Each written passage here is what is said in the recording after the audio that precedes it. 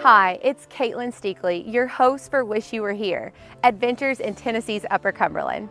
In our next adventure, we'll hike to hidden waterfalls, travel 333 feet below the Earth's surface, and explore a bison ranch.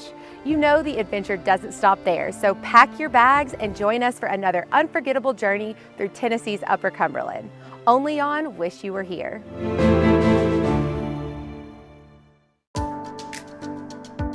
This program was made possible by contributions to your PBS station from viewers like you. Thank you. Wish You Were Here, produced under an agreement with the Upper Cumberland Development District and made possible in part through support from the United States Department of Agriculture. In the heart of Tennessee, there's a little slice of heaven you just gotta see.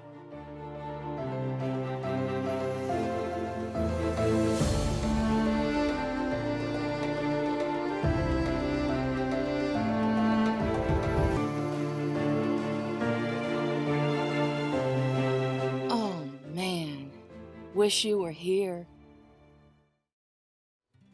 Welcome to Wish You Were Here, Adventures in Tennessee's Upper Cumberland. I'm Katelyn Steakley, and I'm excited to be your guide as we explore the natural beauty and unique culture of this stunning region. Together, we'll explore the hidden treasures, breathtaking landscapes, and unique experiences that make the Upper Cumberland so exceptional. Join us as we embark on unforgettable adventures and meet with our field correspondents to uncover the best-kept secrets of this stunning region.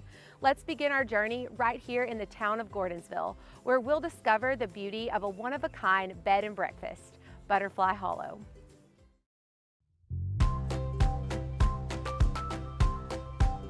With its beautiful woodland trails and abundance of wildlife, Butterfly Hollow is the perfect destination for nature lovers. With its stunning views of meadows, mountains, and butterflies, you'll feel rejuvenated in no time. I'm joined today with owner of Butterfly Hollow, Dave Yates. Dave, thank you so much for having us today. I appreciate you being here.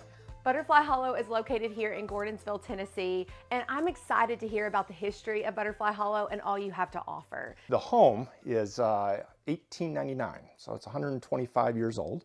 From 68 to 96, it was abandoned. A couple that we purchased it from actually purchased the home and did the restoration you see today and all the beauty that Butterfly Hollow has to offer. The picture over the fireplace is kind of the focal point it helps people visualize what the house looked like in 1997 before it was restored. But that is the uniqueness of the home, in which it is the original 1899 home foundation and a lot of what you see in the house. The home has a lot of unique characteristics that the couple who we purchased it from that did the restoration wanted to make sure that they used and kept the history of the home alive, and we still do our part to continue that tradition. It's a true bed and breakfast. What can they experience when they stay on site? There's not a lot to do, and that's on purpose. It is geared towards couples or individuals that just need to get away from the hustle and bustle of everyday life. We have a wraparound porch with plenty of seating. There's walking trails where you can listen to the birds chirp, or if you're quiet enough, you can see a couple deer walk by and enjoy the scenery and the peacefulness that we have to offer. We have a hot tub, so you have to have some of the modern conveniences, but you can sit underneath the stars at night and enjoy that. We have a fire table on our front porch where people enjoy having a glass of wine as the sun's setting. But really the main focus and what I try to convey to guests is you want to get away from everyday life, come out here and just reconnect, either with yourself, with your spouse, or just with Mother Nature. You guys offer two different types of rentals here on the property. Can you tell us about the other rental besides the one we're standing in? In 2017, we built a 2-room, 2-bath vacation rental. It's about 100 yards away from us here at the B&B. But by renting that, you have the ability to have your own space. You do your own cooking. It's a fully stocked kitchen, has a grill. But you also get to enjoy the 82 acres and everything we have to offer here. It's the only downside about staying up there is you don't get breakfast by me, and that is in itself an experience. Well, it sounds like a wonderful location. I also hear that you guys have a lot of couples that come here to get married. Yeah. So one of the things when I was looking at the property in 2014 that made me realize is there's not a lot of this around the Nashville area, around Middle Tennessee. And when I say something like this, a bed and breakfast that also offers the opportunity to get married and spend a couple nights as your honeymoon. We do elopements where it's just the bride and the groom, or we can go up to 30 people of your closest friends and family with dinner if you so choose. Well, I'm really excited to explore your property here today. Thank you so much for having us. I can't wait to see it all. I appreciate it. Can't wait to show you.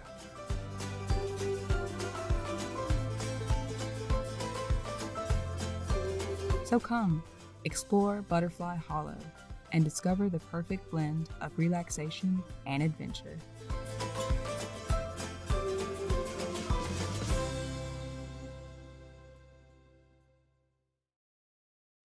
Nestled in the heart of the untamed wilderness, on the outskirts of Sparta, Tennessee, lies a breathtaking natural wonderland adorned with mesmerizing waterfalls, magnificent overlooks, and an abundance of exquisite plant and wildlife.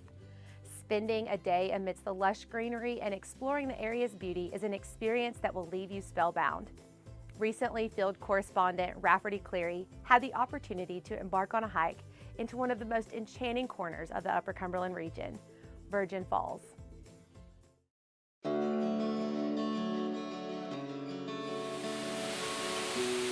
Welcome to White County's natural wonderland, Virgin Falls State Natural Area. Pack your bags, pitch your tent, and be prepared to be awed by the breathtaking beauty of Virgin Falls. I'm relaxing in Sparta, Tennessee today at Virgin Falls State Natural Area. Park Ranger Stuart Carroll hanging out with us today. Stuart, sweet office you have, my friend. Absolutely. One of the best offices in the whole world right here at Virgin Falls. You consider yourself the luckiest guy probably in the state, don't you? With this as my workspace, what do you think? Yeah, absolutely.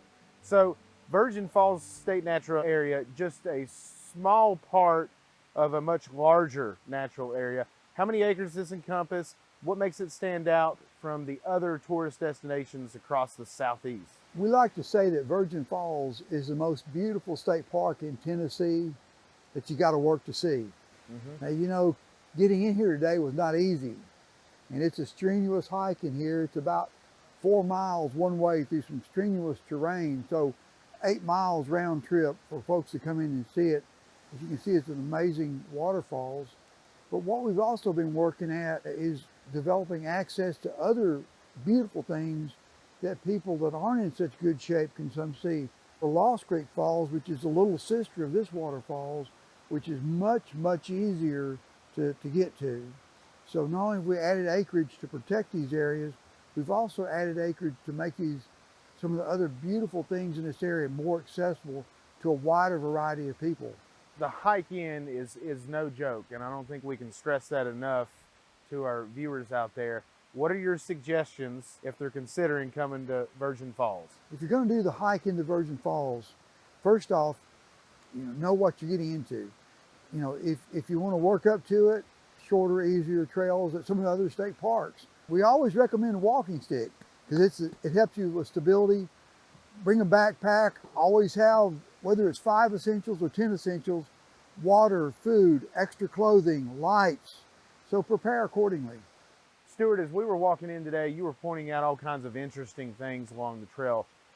Give our viewers an idea of what they'll experience. There's wildflowers, there's rock formations. This waterfall is what makes it so unique is it comes out of a cave up at the top, falls 110 feet and disappears into another cave. There's not much water at all flowing across the surface like you would expect.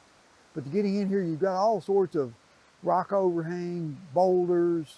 Now, if you want to see the wildflowers, you need to come in March and April. We do have a lot of wildflowers blooming around us today. This is a fairly old growth forest that you find in here. It's mature, so you can look at all the birds and different animals that you might expect to be living in a place like this. There's multiple ways to get to Virgin Falls.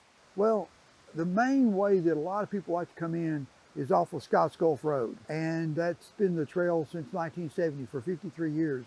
About 3 years ago, we opened up a new trail from the Lost Creek side. And then in the summer, when Caney Fork River gets down, we lead hikes up through Big Bottom, but we've got to wait for the river to get down. So those are the 3 ways we come in for this waterfalls. What better way to close out than to just step away? If you're interested in learning more about the area's natural wonders, be sure to check out the ranger-led programs available throughout the year.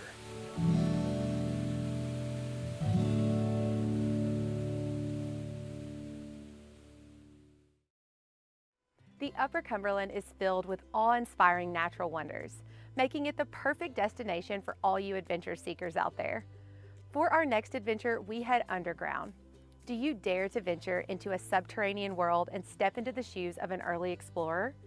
Join field correspondent Shan Stout as she takes you on a journey through the winding tunnels and breathtaking chambers of the Cumberland Caverns.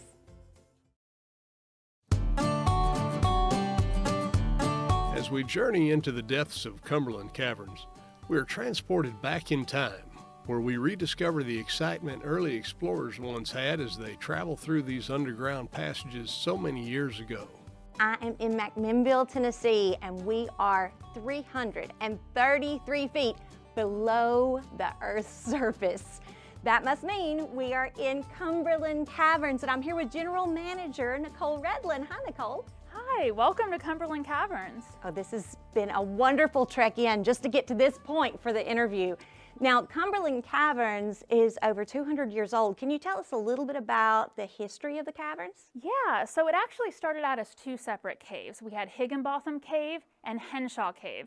Henshaw was this small cave people didn't want to know much about. Higginbotham was this huge, expansive cave that people would come and take trips in during the 1800s and early 1900s.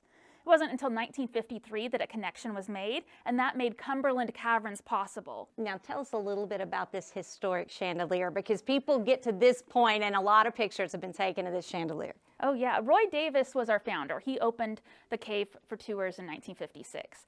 And he was in New York at the Lowe's Metropolitan Theater trying to purchase an organ. And he saw that chandelier right there, and they were tinkering with it. He says, "What are you going to do with that?" I'm like, "Oh, we're going to watch it crash to the ground. Isn't this going to be fun? Stick around." He said, "No, I'll give you $1,000 for both the organ and the chandelier." So he drove it all the way from Brooklyn, New York to here in Cumberland Caverns, had it installed in the middle of July 1981, so he could open the world's first underground theater. Now, Nicole, as we entered the cave, the doors open and you can feel the cold air coming right out. And then the first thing that we see is a moonshine still. You got an explanation for that? Oh yeah, that's a fun story. So when we first opened July 4th, 1956, one of our first tours had a local law enforcement officer. And when he went on the tour, they asked him at the end, "Well, what do you think? We're just open today?" And he says, "Well, you're not a real cave." And the tour guide's like, "What do you mean? I mean, you just saw this amazing cave." He said, "Every cave I had to go in had a moonshine still." So he went home, pulled one out of his basement, punched a hole in the back so we couldn't make any moonshine, and it's been on display ever since. Now, we've seen a few trickling waterfalls and beautiful pools. Tell us about what we're seeing here. Oh yeah, so you're standing in a window to the groundwater, right? You know, if you drilled for a well and were pulling water out, you'd be where the water used to be. You're standing in a hollow space that was full of water. And so this limestone was carved out by water that's slightly acidic because of carbon dioxide. So over time you had a small cave, it got bigger and bigger, and then after the water left the cave, these beautiful formations started forming. You get stalactites that build up on the ceiling, they stick tight. You get stalagmites that build up on the floor, they might trip you. You get columns when they join together, flowstone drapery. All of these beautiful things are living in a sense because water is still depositing minerals, making them bigger every day. We are getting ready to have some adventure here in the caverns. Now, whether you are a novice caver like myself or a seasoned spelunker, you have different levels of caving adventures. Can you tell us about those? And then how, if you're a newcomer and you want to book a tour, how to do that? Absolutely. We have tours for just about everyone. So our walking tours are your general walk in the park, sometimes a strenuous hike, but you're on your feet. It's along the lit portions of the cave. Adventure tours are for those that want to get muddy and crawl around. So we have those 4 different levels of adventure tours where you're crawling, sometimes on your belly, squeezing through tiny spots like the lemon squeeze and birth canal, wearing a helmet and headlamp. I'm starting to get nervous. Is anybody else hot in this 50-degree cave? I bet you'll make it through fine. For the more adventurous, the spelunking expedition takes you off the beaten path and into the depths of the cave, crawling and climbing into winding, narrow passageways. It's okay, I believe in you. I know you can do this. That's the amazing thing about caving. It teaches you what you can do that you didn't know you were capable of before. Come on. Just leave me. Just go on without me. Just soldier on without me.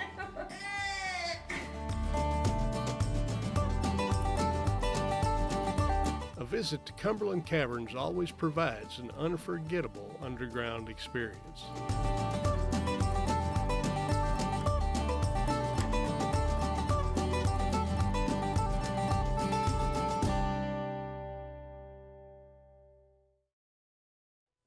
In the vast expanse of the Upper Cumberland, a plethora of creatures call it home, but there's one that dominated the landscape long before settlers set foot in this region.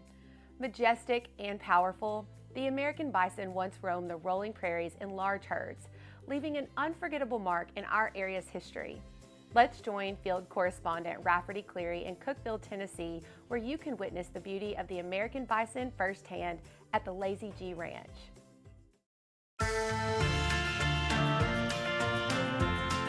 Welcome to Lazy G Ranch. The ranch is home to 150 bison, making it an ideal location to see and interact with these majestic creatures. I'm here in the countryside just outside Cookeville, Tennessee at Lazy G Ranch, joined by the owners, Frida, Eddie Gall. Thank you so much for letting us hang out with you all today. The terms bison, buffalo, often used interchangeably, but Eddie, there's a difference, isn't there? Our old timers called them buffalo. The National Bison Association is trying to get us to call them bison now. The real name for buffalo is bison. Bison. So, and what they do, people get them confused with water buffalo and then buffalo. So now we're trying to go to just calling them bison. But I still call them buffalo. A lot of your old timers still call them buffalo. Eddie, tell us some of the characteristics of a bison and talk a little bit maybe about the lifespan of a bison. A bison in captive, like we have them, can live up to 28 to 30 years old. In the wild, I'm going to say 13, 14 years would be a long life for them in the wild because the predators take care of them. When the babies are born, they're called red dogs. They weigh about 50 pounds. Within 30 minutes, they can be running under their mother's belly at full speed. They can jump high, run fast. Yeah, it can jump anything it can lay its chin on. That's 6 or 7 foot. That is incredible. They can be up to 35 to 40 mile an hour in 6 strides. They can run the length of a football field in 5 seconds. Frida, I heard a story earlier. You got pretty close to a bison one time and were feeding it by the bottle for a while, and so I guess they're kind of like kids. They have their own personality, don't they? They do. Sometimes you can even watch them from a distance and we can tell you which one's which. We have one, his name was Chief, and we bottle fed him, and he got where we could halter him. I was leading him one day and I'd got him out of the pen, and all of a sudden he just kind of got a little anxious. And the next thing I know, he's dragging me down the driveway, and Carlos runs out to help me, and then Eddie shows up, and we take the halter out, and he goes, "That's it. No more haltering, Chief." You know, when you think of bison, you think more out west, Wyoming, New Mexico, but bison are part of our history right here in the Upper Cumberland. Is that not correct? There used to be 30 to 60 million bison run. We killed them down to less than 1,000. And here in Tennessee, the last one here was killed out in the early 1900s, I think. But yes, they ran all over the U.S. and Canada. What's the most satisfying part of all of this? Is it meeting new people, or is it just a whole bunch of combination of things? I think educating people. I probably have 10 cars a day drive our driveway. That's very satisfying to us. We have a lot of school groups come. It's fun to see the excitement on the kids' faces and stuff and how that all works. Well, thank you all so much for letting us spend some time with you today. We look forward to exploring the rest of Lazy G Ranch. While Tennessee's bison population was wiped out due to human hunting, Lazy G Ranch is now part of a national effort to repopulate these creatures across the United States. Visiting Lazy G Ranch offers not only the chance to see these magnificent animals up close, but also the opportunity to connect with the rich history of this region.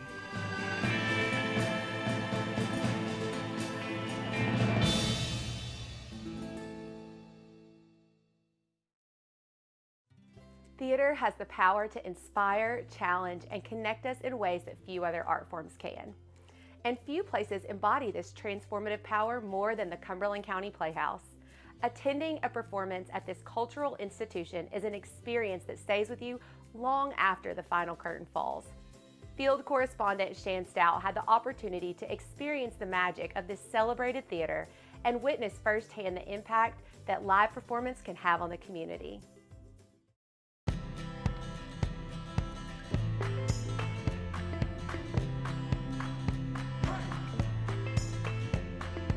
The Cumberland County Playhouse is a testament to the power of the community and the transformative nature of the arts. What began as a local school play has blossomed into one of the largest nonprofit performing arts resources in rural America. We are in an extraordinary place in Crossville, Tennessee. We are here at the Cumberland County Playhouse, and I am with the producing director, Bryce McDonald. Hi, Bryce. Hello. Welcome to the Cumberland County Playhouse. Doesn't he seem like a director? Yes. Speaking of the Playhouse, this building, this whole facility has been here for over 50 years. And we're about 58 now. 58, almost 60. Our doors opened July 15th, 1965. You have a wide and vast cast of actors and support. You know, how do people get into this? How do they participate? Where do you find your actors? Where do they come from? You know, to go back just a little bit, in 65, when it really started, not only did the community build the theater, he put them in all the shows. Paul and Mary Crabtree created the town to become actors. Wow. And then over the course of the years, we started adding more professionals with degrees in education or just really phenomenal greenhorns who did not go to college and just happened to have a knack for it. Now we have a resident company of 14 actors that over the course of my 8 years of being the producing director have decided Crossville is home. I love it. And the same thing with our amazing artists, from our carpenters to our costume designers, props artisans, are from all over. As you can tell, Bryce is very passionate about the Playhouse, and the community is the better for it. This is a wonderful way for families and children and individuals to be able to engage with each other and join your imaginary world, which changes from season to season. Now you have large groups that come as well. Field trips? Field trips, a lot of church groups, a lot of, we call them day trippers, where they're coming from all over and they come to Crossville. They're going to try to antique or maybe get a round of golf in, and then they'll come and spend the afternoon or the evening with us. And we do more business on matinee days than evening shows. I always tell everyone, if you want the best seat in the house, come on a Friday or Saturday night. Because if you come on a matinee of a Saturday matinee, Sunday matinee, or a Tuesday or Thursday, it's sold out. Well, Bryce, thank you so much for giving of your time today and letting us be able to have behind the scenes here.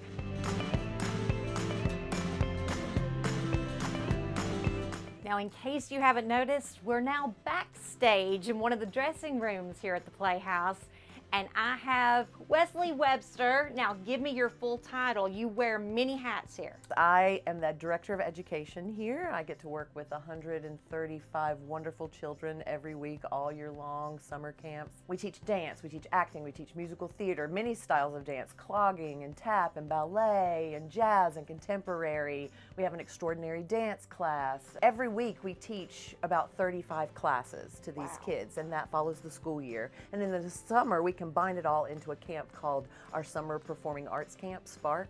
It teaches them how to appreciate theater and the arts. It just makes them better audience members, but it also instills self-confidence and the ability to speak in public, and you just get to know these kids, and I love them. I love my job. I love doing this.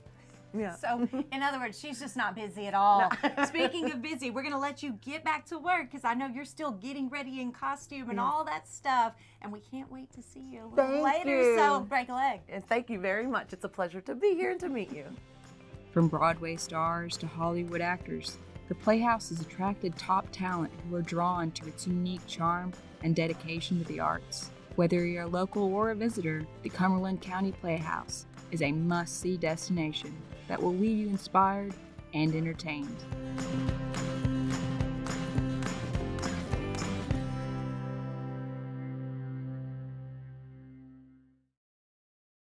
From the moment you arrive at Butterfly Hollow, you are transported to a world of natural beauty and serenity that's hard to find in today's fast-paced world. It's more than just a place to rest your head. It's an experience that will stay with you long after you leave. Whether you're looking to escape the stresses of daily life, celebrate an important day, or have the longing to embark on a new adventure, Butterfly Hollow has everything you need to make your journey unforgettable. What an incredible journey we've had today exploring the Upper Cumberland. Thanks for joining us on Wish You Were Here, Adventures in Tennessee's Upper Cumberland. Until next time, keep exploring.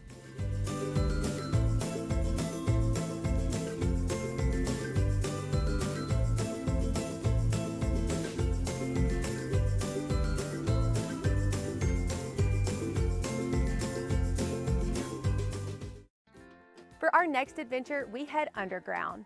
Do you dare to adventure? Holy big words, Hannah.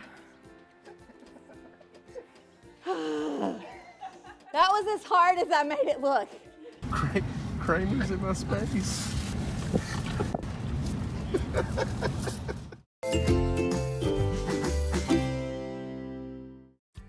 Wish You Were Here. Produced under an agreement with the Upper Cumberland Development District and made possible in part through support from the United States Department of Agriculture. This program was made possible by contributions to your PBS station from viewers like you. Thank you.